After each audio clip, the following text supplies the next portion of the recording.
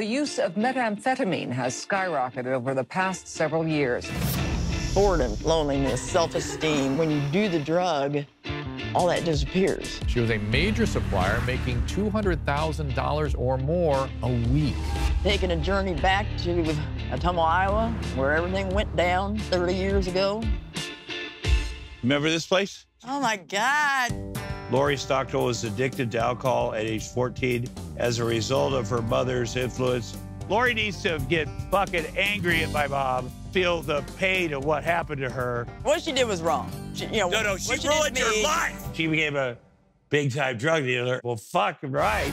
I was tired of living life struggling. Thought I deserved something, you know. And then I got a way you can make a little money. Methamphetamine. When it hit, it's like, all right, I like this. And it just started to snowball.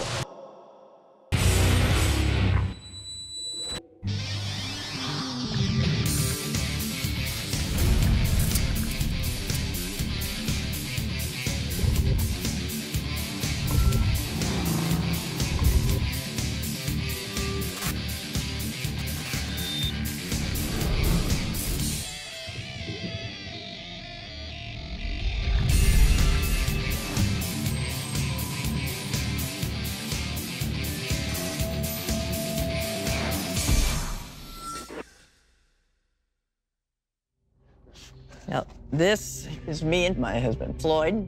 We are at the river cabin.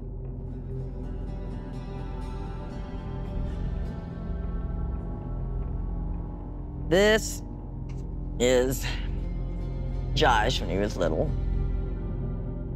It was hard living. We're broke. I mean, we can't afford to go anywhere. Can't afford anything, really.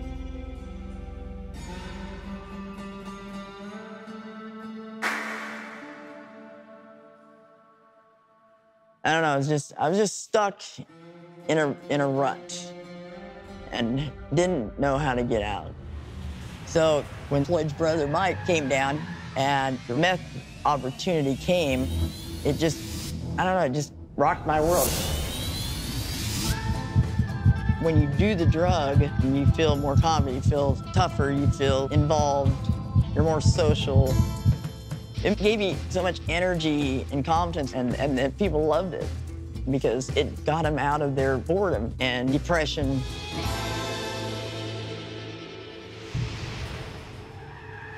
Floyd's brother, Mike, brought me down some more, and then he said, you know what, instead of me just bring it down, let me introduce you to the guy I get it from. This guy pulled up in my driveway in a white Corvette.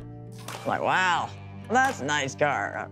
I'd love to have a car like that. And he has the keys in his hand and the £1/4 in the other hand.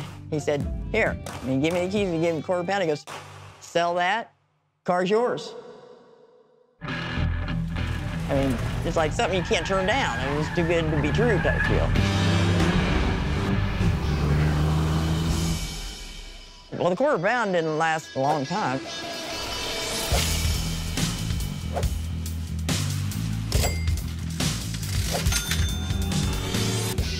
It hit so hard around town, everybody wanted more. They had people that wanted some. It just spread like wildfire. Lori always had a lot of friends. But I'll tell you, when she was selling drugs, she was extremely popular. It felt amazing. Absolute magical cure for alcoholism. Because you're so high, you know you're not gonna get drunk. Felt like I finally had the answer. It's kind of pretty addictive right from the get-go. You do a little line and stay up for 3 or 4 days, you know? So it's more bang for your buck. I just wanted more. I couldn't sell enough. 25 bucks here, 25 bucks there. The money just came in so fast. So I'm getting all this money and I have nowhere to put it. Didn't have a bank account or anything. I didn't have a safe. But I had this cheap paneling in my cabin that wasn't nailed right, so it kind of stuck out a little bit. So I started stuffing money in there, and I started making pretty good money. My wall was bulging there for a while. I thought, well, you know, I can kind of do the same thing for my friends so they can make a little extra money. Lori just asked me if I was interested in having my own. And I said, well, sure, why not? She'd front it to me, and I paid for what I paid for it, and then partied with the rest. That's what I thought I was supposed to do. They gave me some to sell because they loved me, and they were making money, and they wanted me to make money. You know, I was a welfare mom before meth came in town. Now, all of a sudden, we got spending money, you know, and it felt really good. Don't tell me that money doesn't bring you happiness, because it does. And it did us. Everybody was making money. Everybody liked it, everybody's having fun. Selling drugs came fairly easy to me. Yeah, she's moving her way up. Oh, man, this feels good. Now I got people working for me. Oh, we can do better. I can make more money, get more drugs. We were starting to sell so much of it. And a guy that we were getting it from locally said he was going to introduce us to his guy. And his guy was out in California. And he was involved with the Mexican cartel. So Floyd went and met the big supplier because Floyd was very intimidating. He was badass and he looked badass. He knew how to talk to big people. You know, Floyd is the real deal. Floyd would be bad to fight with. Lori was the brains and the mathematician and all of that stuff, and Floyd was just the muscle. She was intelligent enough to know how to make money work for her. She became the brains of this big drug operation where she had this badass biker husband of hers do her bidding. Everybody used to say, no guts, no glory, no Floyd, no Lori. We got involved with the Mexican cartel because we could actually get pretty good deals with them. We started out with 1 pound for $10,000. I could turn around to $40,000 when I got back with it. Some they would haul in from Mexico, but they set up their own lab in California and were making it. So it seemed to be even better than what was coming across the border. The stuff was so good that you had to cut it because it was too pure. We didn't want anybody to get hurt, so we made sure when we gave it to the people selling for us, we also gave them the correct cut to cut it with. So it would tamper it down just a little bit so nobody would OD or anything like that. It was gone so quick. We had to turn around and go right back the next week, but we had enough profit from that 1 pound to get 2 pounds. Within a month's time, we were needing a lot more, and the trips, every time you go out, you know, it's a 3-day driving thing. It was a constant back and forth, so then we brought in other people that we trusted to move bigger amounts themselves, so Floyd wouldn't have to go every time.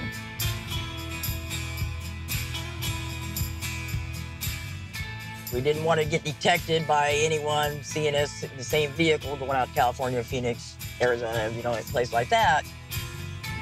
So we bought a piece of land, laid a slab of cement, built a building to work on our vehicles. Put a car lot in there, S&S Enterprises for Stockton and Stockton. Went to auctions, got some decent cars, and hired a couple guys to work in the shop, fix it up so we could sell it. We could also switch out cars if we needed to go to California stuff because the same car going out might be a bad thing. So we wanted to kind of switch it out and use different vehicles too.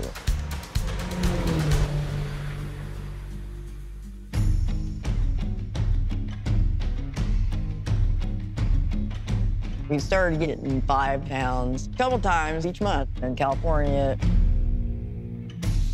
I had a guy that I dealt with about 20 miles away from town. I would call him up because he was always good for the money and he always wanted good quantity. It was just a quick turnover. So I'd say something about, hey, I'm gonna come over tonight. I'll bring pizza. How many pizzas you want? Knowing, you know, how many pounds of dope you want. 2. I said, okay. Well, first I got to do some errands, stop at the store. So he knew to meet me. There was a constant, easy in and out. He didn't know people around here. He didn't deal around here. He had his own territory. We'd have people coming in from Illinois, Missouri, Kansas, buying it and taking it back up. It spread out pretty good.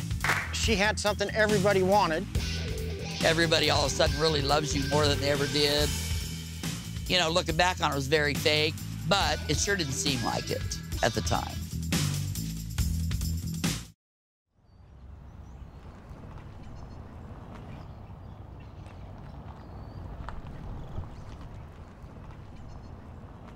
I started thinking, you know what, I got money now. I need to do something with it so I don't have to sell drugs. I always wanted my own bar, and the Union Station was going up for sale. I bought it for 40 grand, fully stocked. I just wanted people to have a place to go that could have a good time, leave their cares behind, and just enjoy themselves.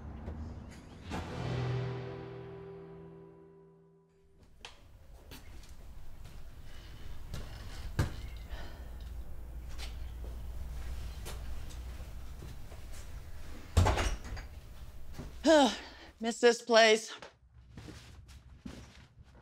Bar, bathroom, my dance floors over here. Had a big old shuffleboard table on the wall. Somebody wanted to play shuffleboard. My office is in the back. I named it the Wild Side because Floyd liked Westerns, and we happened to be watching a Western called The Wild Side, and I thought, man, that is a perfect name for a bar. Lori's was a real biker bar, an actual biker bar. Friday night, you park the bike right out front, walk in. Bikes over here, bikes around the corner. It was a popular bar. It was a good bar, you know. I want someplace that everybody felt welcome. We're bikers, you know. They're just a different breed of people. They want to wear their jeans and their leathers, come in and drink and have a good time. When Lori was in the bar and she had fun, everybody had fun. I love socializing. I love people. So I hired a lot of my friends.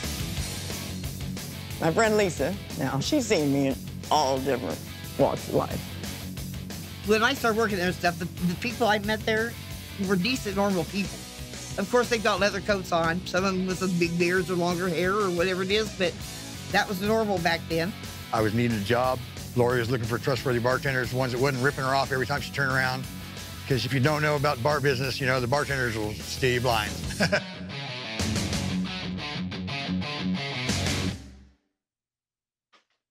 Yeah, this is where come in my back door. We had the bandstand.